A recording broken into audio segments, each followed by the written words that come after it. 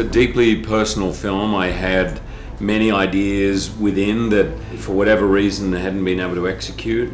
I felt was important to really see the Wolverine that I knew and felt and I got to know over 17 years, so I would have done anything. But I was stubborn too.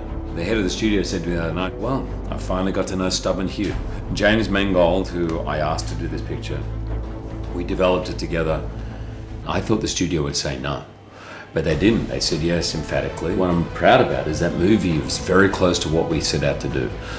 It's a violent film, but it's a film about the ramifications of violence. It is an action film, but also it's a film about family that moves you.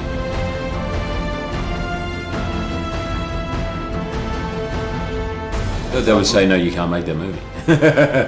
We were trying to do something that was different from all the other X-Men movies, including the title.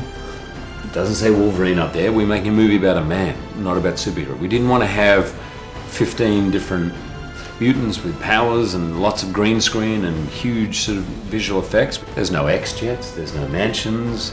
It's these three superheroes with fading powers on a road trip in a beat-up limo. It's a very different type of movie.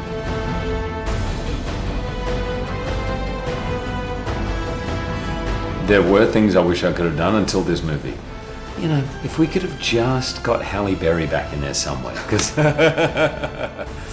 But no, this movie is everything I wanted it to be. Oh, by the way, we did try at some point to get the yellow and blue spandex suit in there somewhere. Some people are angry, and I keep wanting to say, tell me how to do it. We tried. We couldn't come up with a way to make him cool and badass in yellow and blue spandex.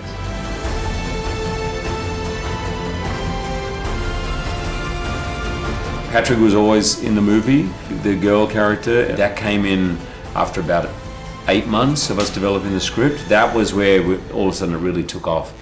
I really wanted to get Sabretooth in there somewhere again because Liev was so great in that character, but in the end, less was important. I knew it had to be smaller in some ways.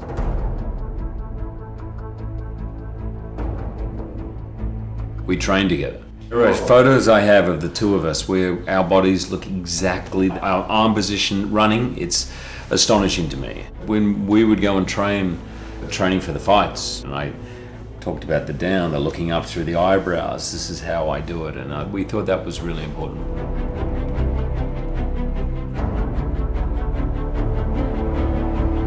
No, I'll sit on the set. I'm done.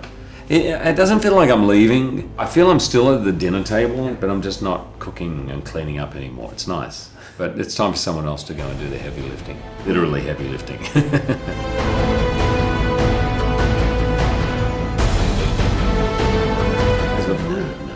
But I hope Wolverine does get a chance to play with the Avengers world. I always thought that would have been cool.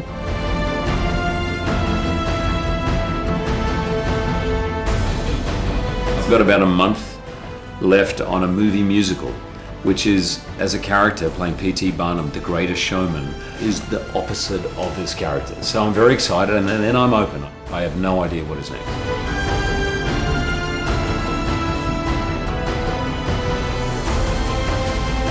It was emotional, it was calm, a good feeling. I knew I'd made the right decision, and when I saw the film, I was so relieved because it's the last time. I knew there was not another chance, there was no safety net, and I wanted this to be a love letter to those fans who'd supported me and the character over all these years, and I hope someone else comes along and soon and crushes it, because I think it's a great character and it deserves to have many different interpretations.